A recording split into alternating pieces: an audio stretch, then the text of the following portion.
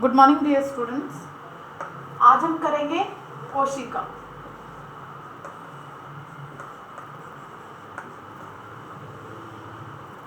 कोशिका के इंट्रोडक्शन के बारे में मैंने आपको बताया था कि इसका आविष्कार कब हुआ था, किसने किया था और इसकी हमारे शरीर में क्या भूमिका है, ये मैंने आपको पिछली क्लास में बताया था। आपको इसके स्ट्रक्चर के बारे में बताया था कि ये कोशिका होती है, इसमें एक न्यूक्लियस होता है जिसे केंद्रक बोलते हैं।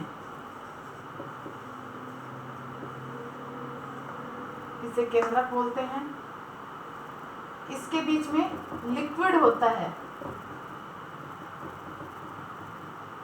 लिक्विड होता है जो कोशिका द्रव्य कहलाता है। और ये जो बाहर की लेयर होती है ये कोशिका झिल्ली कहलाती है, सेल मेम्ब्रेन कहलाती है।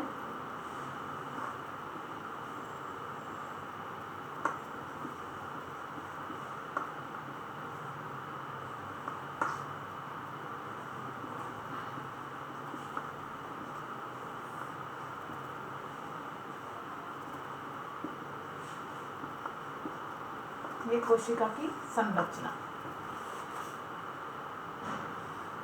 3 चीजें बताई थी इसमें। बाहर की जो लेयर होती है वो कोशिका झिल्ली होती है। अंदर जो फ्लूइड होता है, लिक्विड जो होता है, वो तरल पदार्थ होता है, ये कोशिका द्रव्य कहलाता है। और इसके बीच में सेंटर में केंद्रक होता है जिसे न्यूक्लियस कहते हैं। पिछली क्लास में आपको बताया था। अब आज करेंगे कोशिका के कार्य क्या क्या हैं, कि कोशिका के हमारे शरीर में क्या कार्य हैं, फंक्शन क्या क्या हैं। सबसे पहले आपको बताया था कि कोशिका है वो हमारे शरीर को संरचना प्रदान करती है, शरीर को संरचना प्रदान करती है, यानी स्ट्रक्चर देती है। एक कोशिका से टिश्यू का निर्माण होता है, टिश्यू से ऑर्गन्स का निर्माण होता है, और ऑर्गन से सिस्टम का, और सिस्टम से काफी सारे सिस्टम मिलकर शरीर का निर्माण करते हैं। तो ये क्या है, हमारे शरीर को संरचना प्रदान करने का काम करते हैं कोशिका जो है। दूसरा आपको बताया था कि जो कोशिका मनुष्य को बाहरी आघातों से,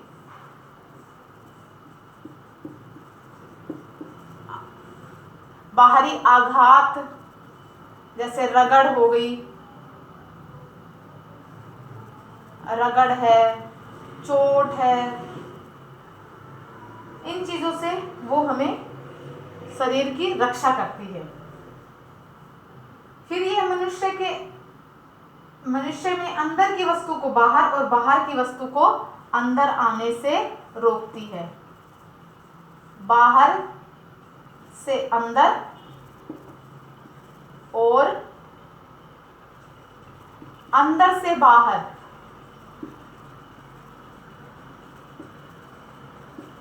जो भी हमारे शरीर में जो भी चीजें होती हैं उसको ये बाहर से अंदर नहीं आने देती और अंदर वाली चीजों को बाहर नहीं जाने देती है। अगला जो इसका कार्य है वो है संवेदनाओं को ग्रहण करना। यह संवेदनाओं को ग्रहण करने का काम करती है। हमें खुशी, दुख, जो भी फीलिंग्स होती हैं, चोट लगना है, खुशी है, गुस्सा है, इन सब चीज़ों का हमें, ये हमारी संवेदनाएं हैं। जैसे हमें क्या दिखाई दे रहा है, सेंस ऑर्गन जो भी हैं उनको ग्रहण करने का काम कौन करता है, कोशिका करती है। आपको बताया था कि एक संरचनात्मक और क्रियात्मक इकाई है। यह शरीर में कार्य करती रहती है। जैसे कि ये शरीर को स्ट्रक्चर प्रदान करती है, वैसे ही यह शरीर में क्रियात्मक की तरह भूमिका निभाती है। अब इसमें बात करते हैं कि जो नई कोशिका का निर्माण है, नई कोशिका का निर्माण पहली जो कोशिका है उसके विभाजन से होती है।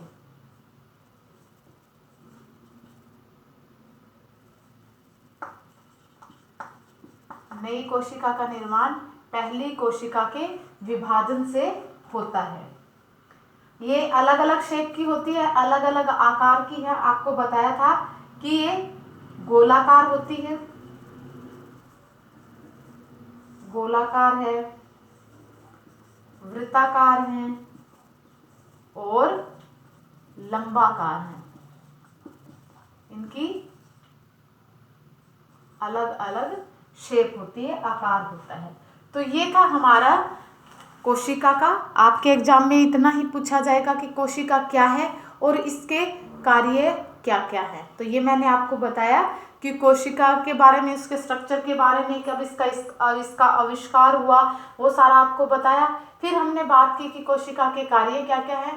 तो ये शरीर को संरचना और क्रियात्मक इकाई है ये शरीर की। यह हमें बाहरी जो आघात, रगड़, चोट इत्यादि होते हैं उनसे हमारी रक्षा करते हैं। बाहर से अंदर और अंदर से बाहर जो भी चीजें होती है उनको अंदर वालों को बाहर नहीं आने देती और बाहर वालों को अंदर नहीं जाने देती है। यह हमारी संवेदनाओं को ग्रहण करने का कार्य भी करती है। और जो नई कोशिका का निर्माण है वो जो पुरानी जो कोशिकाएं होती हैं उनके विभाजन से ही होता है नई कोशिकाओं का निर्माण। इनकी अलग अलग आकार में होती हैं, ये गोलाकार, वृत्ताकार और लंबाकार आकार में होती हैं। तो ये हमारे कोशिका का था। अब हम बात करते हैं, ब्लड की बात करते हैं।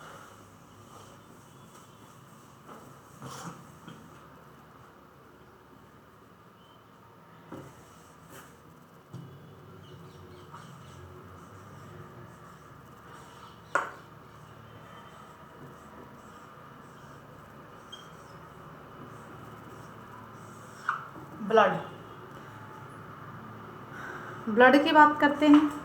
आप सभी लोग जानते हैं ब्लड को हीमोग्लोबिन नाम से भी जाना जाता है।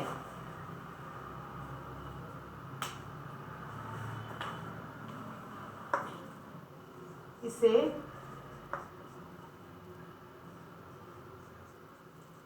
हीमोग्लोबिन नाम से जाना जाता है। हिम प्लस में ग्लोबिन।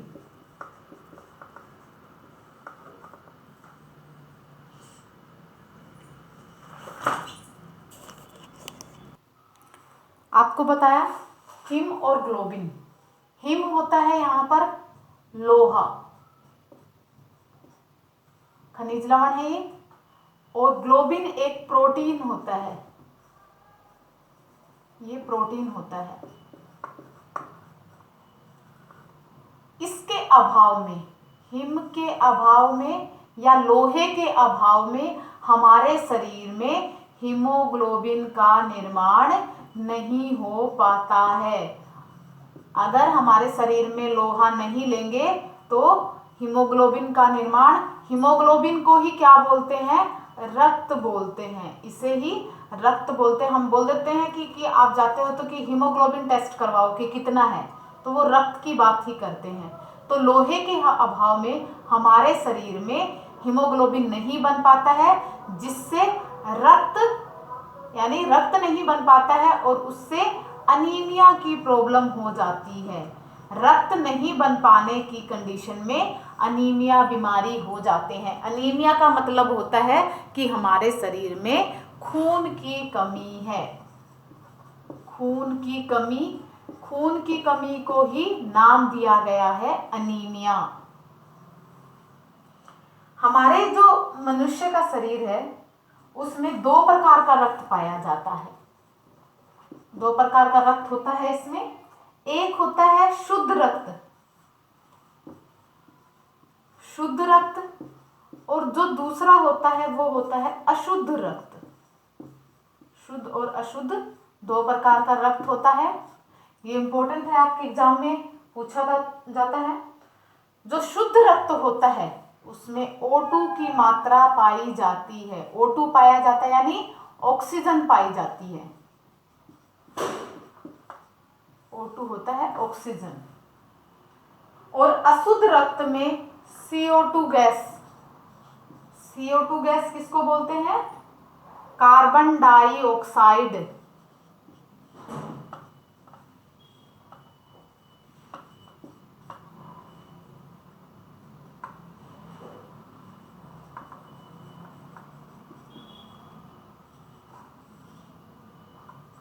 कार्बन डाइऑक्साइड गैस बोलते हैं इसको। जो अशुद्ध होती है, शुद्ध होती है, उसमें ऑक्सीजन होती है। रक्त जिस तंत्र में बहता है, यानी रक्त जो जहां पर बहता है सॉरी रक्त जहां पर बहता है उसे रक्त जहां बहता है उसे क्या कहते हैं? उसे रक्त परिवहन तंत्र, उसे रक्त परिवहन तंत्र कहा जाता है। रक्त केवल वाहिनियों तक ही सीमित नहीं होता है। ये हमारी वाहिनियों तक ही सीमित नहीं होता है, अपितु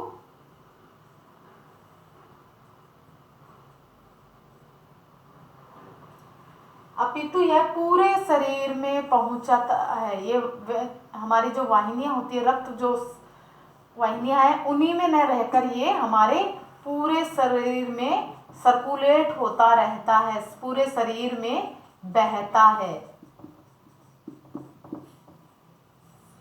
यह जो रक्त है वो हल्का सा क्षारीय होता है। इसका जो पीएच है वो क्षारीय है। और यह आप देखते हो कि रक्त में हल्की सी चमक भी होती है। यह चमक लिए होता है, यह मनुष्य के लिए आवश्यक है। ये क्या है? सब इम्पोर्टेंट है, मनुष्य के लिए आवश्यक है। अब हम इसमें बात करते हैं। आपको बताया कि रक्त क्या है? रक्त हीमोग्लोबिन को कहते हैं। यह दो वर्ड से मिलकर बना होता है, हिम और ग्लोबिन। हिम लोहा होता है, यानी खनिज लवण है लोहा। और प्रोटीन, ग्लोबिन क्या है? एक प्रोटीन है। हीमोग्लोबिन के अभाव में, या रक्त जिसे बोलते हैं, उसके हीमोग्लोबिन के अभाव में ब्लड नहीं बन पाता है, रक्त नहीं बन पाता है। और उसी की वजह से रक्त नहीं बनना मतलब हमारे शरीर में खून की कमी होगी। खून की कमी को क्या कहते हैं? अनीमिया नाम दिया गया है, अनीमिया हो गया है। यह दो प्रकार का होता है हमारे शरीर में, शुद्ध रक्त और अशुद्ध रक्त। शुद्ध रक्त जो होता है उसमें ऑक्सीजन होती है, और जो अशुद्ध रक्त होता है उसके अंदर CO2 की मात्रा होती है, कार्बन डाइऑक्साइड की मात्रा इसके अंदर रहती है। रक्त जहां बहता है उसे रक्त परिवहन तंत्र कहते हैं। यह वाहिनियों तक ही सीमित नहीं होता है, अपितु ये पूरे शरीर में सर्कुलेट होता रहता है। और जो रक्त का जो पीएच है, रक्त है वो हल्का सा क्षारीय होता है। आपको कभी चोट लग जाती है तो आप उसको, उंगली वगैरह पे चोट लग जाती है तो आप उसको मुंह में लेते हैं ब्लड को रोकने के लिए, कई बार लेते हैं। तो उसको क्या होता है, आप लेते हो मुंह में तो आपको उसका टेस्ट का पता चलता है कि हल्का सा उसमें खट्टापन होता है। और जो ब्लड है उसमें चमक होती है, ब्लड के अंदर चमक होती है। जो ब्लड का जो पीएच है वो, इसका जो पीएच है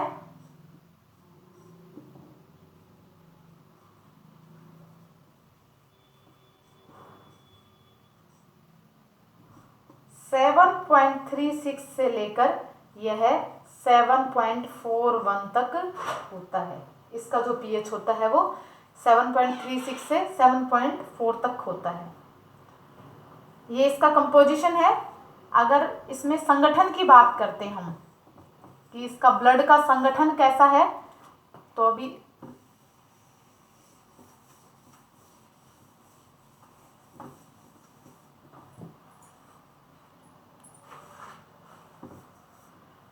क्लास में हम इतना ही करेंगे, बाकी अगली क्लास में करेंगे।